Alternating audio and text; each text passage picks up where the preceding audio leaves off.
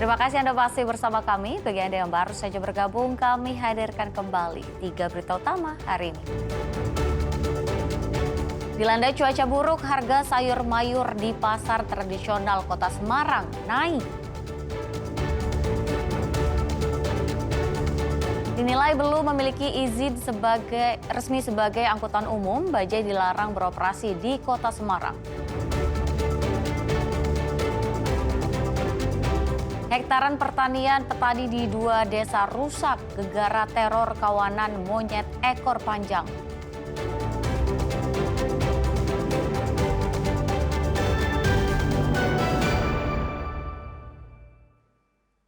Ya, setelah dilarang beroperasi di Kota Semarang, bajai daring akhirnya buka suara. Pihaknya menanggapi soal uji kir dan spesifikasi kendaraan yang disebut-sebut tidak sesuai aturan. Setelah sebulan beroperasi, puluhan bajai di Kota Semarang masuk kandang. Bukan karena rusak, tetapi Dinas Perhubungan Kota Semarang melarang operasi bajai di Kota Lumpia. Dishub Kota Semarang melarang operasional bajai karena dinilai belum memiliki izin resmi sebagai angkutan umum dan tidak memiliki ketentuan teknis termasuk persyaratan uji berkala atau KIR. Hal itu disampaikan Sekretaris Dishub Kota Semarang, Danang Kurniawan. Bajai ya. Saya rasa aturannya sama, kemudian istilahnya rujukan teknisnya dari kementerian juga sama. Jadi kalau di Semarang itu kita sudah melakukan kerjasama dengan rekan-rekan dari Polri, sudah ada kesepakatan dari kami bahwa kita juga melarang. Kemarin sudah kita ingatkan, kita lakukan sosialisasi kepada mereka bahwa memang tidak boleh dioperasionalkan. Setelah ini pastinya kita akan melakukan penindakan. Seperti apa mungkin penindakannya? Kita akan melakukan operasi gabungan terpadu dengan Satlantas ya, kemudian kita ada operasi yang dinamis, hunting system begitu ya, nanti akan kita istilahnya ya kita tepikan. Pihaknya juga mengacu pada Peraturan Menteri Perhubungan Nomor 118 Tahun 2018 tentang penyelenggaraan angkutan sewa khusus yang menyatakan kendaraan bermotor umum memiliki batas kapasitas silinder paling sedikit 1000 cc. Sementara bajai daring atau max ride hanya berkapasitas silinder kurang dari 200 cc. Menanggapi hal itu, pihak bajai berbasis aplikasi ini mengajukan surat ke pemerintah Kota Semarang untuk izin operasi. Seperti persoalan uji KIR hingga menjadikan kendaraan roda 3 dengan rumah-rumah itu jadi angkutan umum atau penumpang. Mengingat hadirnya bajai membuka lapangan pekerjaan baru dan memberikan manfaat untuk warga. Kalau kita bicara KIR, itu kan sebenarnya untuk kendaraan yang untuk penumpang ya, untuk barang ya. Tapi ini kan itu sebenarnya untuk penumpang. Jadi kita memang tidak ada gitu ya untuk KIR-nya, karena kita memang menggunakan ini untuk penumpang, kira-kira seperti itu, dan penumpang pribadi. Kira-kira seperti itu sih.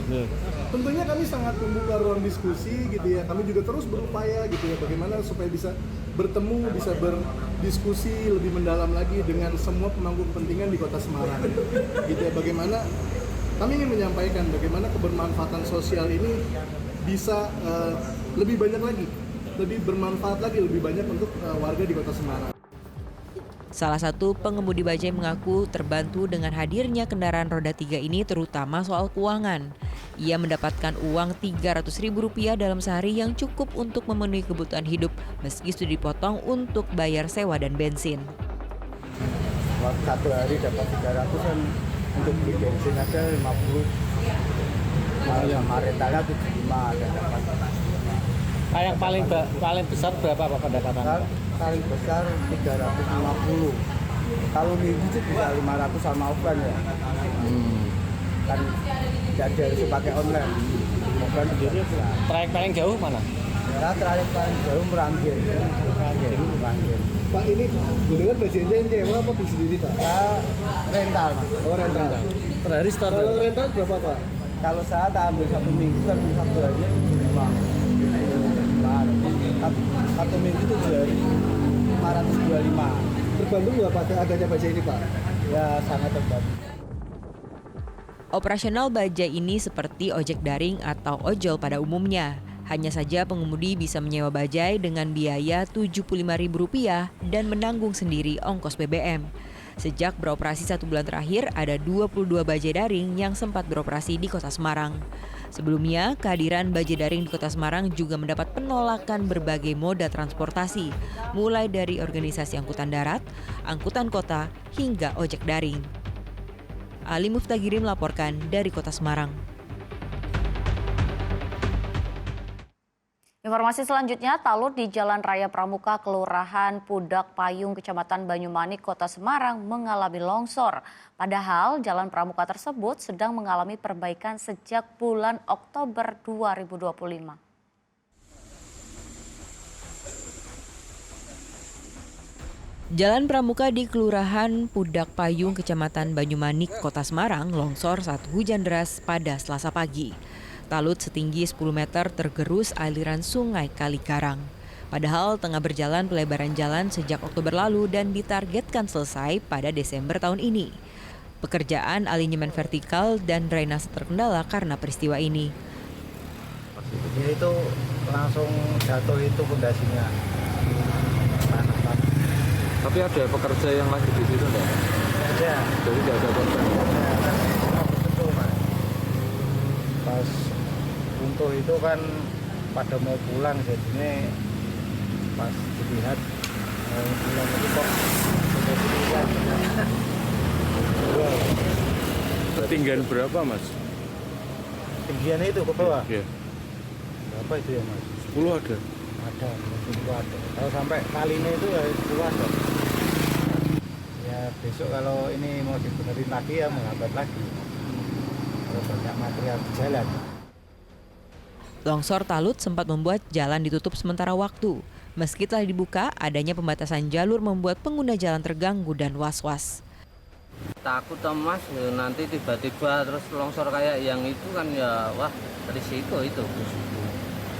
Kan ini mobil, kalau saya kan mobil muatan berat, takut gitu loh. Nah segera ditangani enggak apa-apa. Bisa-bisa terjerumus ya, Pak? Karena di kali itu wah besar airnya kalau banjir. Jalan Pramuka adalah jalan penghubung antara Pundak Kayu dengan Gunung Pati melalui Karanggeneng. Mayoritas warga melalui jalur ini untuk menuju Ungaran, Kabupaten Semarang. Ali Muftagiri melaporkan dari Kota Semarang. Ditinggal keluar, rumah warga di Grobogan ludes terbakar. Api diduga berasal dari hubungan pendek arus listrik.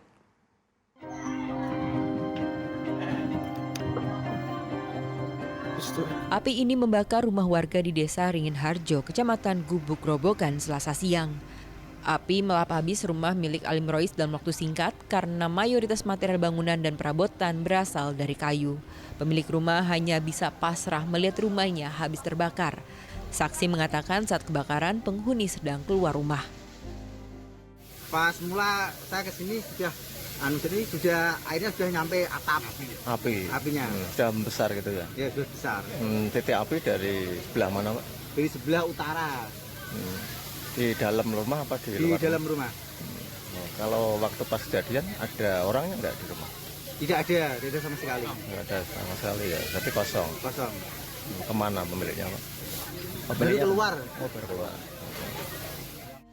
Dugaan sementara api berasal dari hubungan arus pendek listrik. Motifnya kemungkinan arus pendek, karena yang di pas kebetulan yang di rumah di keluar.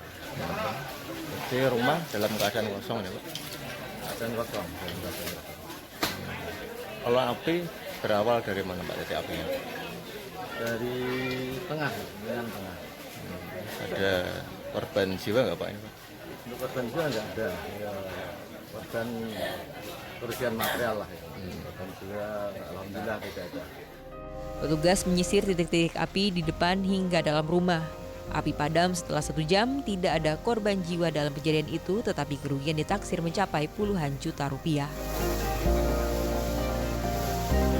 Arif Nur melaporkan dari Grobogan.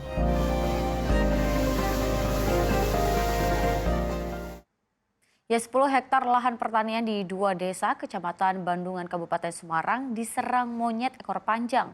Akibatnya petani merugi karena monyet mencuri dan merusak hasil tanam mereka. Rene midor Rene. Warga Desa Sidomukti dan Duren di Kecamatan Bandungan, Kabupaten Semarang kedatangan tamu yang tak diundang, yakni monyet ekor panjang. Mereka datang dan menyasar area pertanian di Dusun Gelblok Tegalsari dan Kluyan yang ada di Desa Sidomukti, lalu Kelapar, Kaligung, Krekesan, dan Legowo di Desa Duren.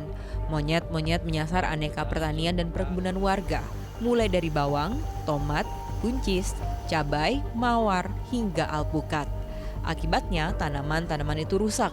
Warga mencoba berbagai upaya untuk mengusir monyet, mulai dari membawa senapan, suara petasan, anjing penjaga, hingga ronda bersama. Namun upaya itu belum efektif dan para monyet tetap saja datang dan mencuri aneka tanaman yang ada.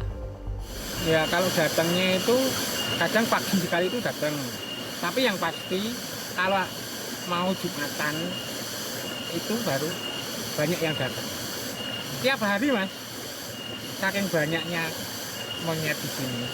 Luasan berapa hektar yang rusak di desa ini? Sekitar 1,5 Mas. Itu sebabnya apa Pak? Bahan makan di atas habis atau gimana? Ya biasa Mas, kalau ini kan banyak, populasinya banyak, terus cara mengatasinya ini belum mampu. Kadang ditaruh anjing, kalau anjingnya itu dicuri orang. Warga mendesak pemerintah daerah untuk mengatasi koloni monyet yang masuk ke area pertanian dan perkebunan. Jika terus dibiarkan, hal ini merugikan para petani. Yulianto melaporkan dari Kabupaten Semarang.